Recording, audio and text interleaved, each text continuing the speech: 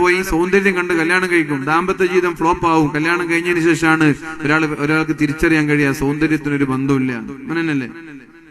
കല്യാണം കഴിഞ്ഞാൽ പിന്നെ സൗന്ദര്യത്തിന് വല്ല ബന്ധമുണ്ടോ?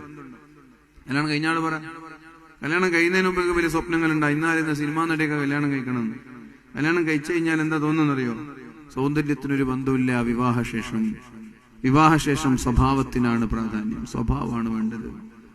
സ്വഭാവം, നിനക്ക് പറ്റിയ സ്വഭാവം ഏതാണെന്ന് അറിയണമെങ്കിൽ ആദ്യം നീ ആരാണെന്ന് നീ മനസ്സിലാക്കണം. നിന്റെ വൈബ് എന്താണെന്ന് നീ തിരിച്ചറിയണം, നിന്റെ വാസന എന്താണെന്ന് നീ തിരിച്ചറിയണം. എന്നിട്ട് അനുയോജ്യയായ ഒരു ഇണയെ നീ തിരഞ്ഞെടുക്കണം. മൂന്നാമത്തെ വിഷയം. നാലാമത്തെ വിഷയം, എന്ത് പ്രശ്നങ്ങൾ ഉണ്ടായാൽ പരസ്പരം സംസാരിച്ചു തീർക്കണം. അത് പുറത്തു പറയലോ അല്ലെങ്കിൽ മിണ്ടാതിരിക്കലോ മനസ്സിൽ വെച്ച് നടക്കലോ അല്ല. മുഖം ഇങ്ങനെ വീർപ്പിച്ച് മിണ്ടാതെ ചൊടിച്ച് 4-5 ദിവസമൊക്കെ ഇങ്ങനെ വീർത്ത് നിൽക്കുക, എന്നിട്ട് പെട്ടെന്ന് പൊട്ടിത്തെറിക്കുക, അങ്ങനെയല്ല. ഒരു സംശയം അങ്ങോട്ടും ഇങ്ങോട്ടും എന്തെങ്കിലും പ്രശ്നങ്ങൾ ഉണ്ടായാൽ ഉടനെ വളരെ മാന്യമായ രീതിയിൽ സംസാരിച്ചു തീർക്കുക. 2 രീതിയിലുള്ള ദാമ്പത്യ ജീവിതമുണ്ട്. ഒരാൾ ഭർത്താവിനെ അടിമയെ പോലെ കാണണമെന്ന് ചിന്തിക്കുന്ന ഭാര്യയുണ്ട്, ഭാര്യ അടിമയാവണമെന്ന് ചിന്തിക്കുന്ന ഭർത്താവുണ്ട്.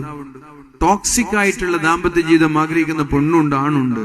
അതിനൊക്കെ പകരം നല്ല ദാമ്പത്യ, അള്ളാഹുവിന് പൊരുത്തമുള്ളൊരു ദാമ്പത്യ ജീവിതം എനിക്ക് വേണം, ഞങ്ങളുടെ ഇടയിൽ പ്രശ്നങ്ങളൊന്നും ഉണ്ടാവരുത് എന്നാഗ്രഹിക്കുന്ന കുടുംബിനികളാണെങ്കിൽ, കുടുംബനാഥന്മാരാണെങ്കിൽ ഒരു പ്രശ്നം ഉണ്ടായാൽ അവരതിനെ സൗമ്യമായി പരിഹരിക്കാൻ ശ്രമിക്കും. പരസ്പരം അവർ പറഞ്ഞു തീർക്കും, മനസ്സിൽ വെച്ച് നടക്കൂല.